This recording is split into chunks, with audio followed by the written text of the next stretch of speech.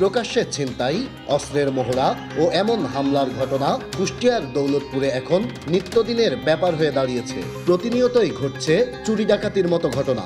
আধিপত্য বিস্তার, রাজনৈতিক দ্বন্দ্ব ও মাদক ব্যবসা সহ নানা কারণে ঘটছে হামলা মামলা এবং হত্যাকাণ্ডের ঘটনাও। যেন অপরাধের স্বর্গরাজ্যে পরিণত হয়েছে এই উপজেলা, যা নিয়ে উদ্বেগ ও উৎকণ্ঠাই জনসাধারণ।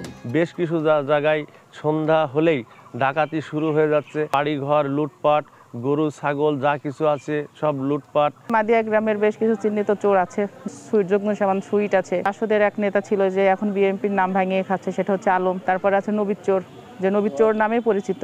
বাড়িতে লুটপাট করছে, আমারে বাড়িতে মারধর করছে, আমারে গালাগালি করছে। আমরা 15 দিন হলো বাড়ি ছাড়া। 3 বার থেকে গরু খসিলাই মোটরসাইকেল চারটা ভাঙচুর করে পুলিশ নিয়ে আসার পরে কিন্তু ঘটনাটা ঘটে। শুধু তাই নয়, এই উপজেলার যে কোনো উন্নয়ন কাজেও ঠিকাদারদের দেওয়া হচ্ছে হুমকি ধামকি। কাজের সাইডেও করা হচ্ছে হামলা। বিভিন্ন পার্টির পরিচয়ে উড়োচিঠির মাধ্যমে চাওয়া হচ্ছে চাঁদাও। থানায় অভিযোগ দেওয়ার পরেও কোনো ব্যবস্থা নিচ্ছে না প্রশাসন, জানিয়ে আতঙ্কিত জনপ্রতিনিধিরাও। এর জন্যে প্রশাসনকেই দায়ী করছেন তারা। আমাদেরকে চিঠি দিয়ে গেছে, চিঠিতে বলে গেছে 50 লক্ষ টাকা না দিলে কাজ বন্ধ থাকবে। গুলি করছে, একটা রাস্তার উপরে গুলি করেছে এবং আমাদের একটা ছেলেকে অনেক মারধর করছে। ছেলেপেলে মানুষ এরা সবাই একটু আতঙ্কভাবেই ছিল, কাজই করবে না, সবাই চলে যাবে। আমাদেরও কাজ তাড়াতাড়ি শেষ করতে হবে। প্রশাসন কোনো কাজ করছে না, পুলিশ প্রশাসন একবারে নিষ্ক্রিয়।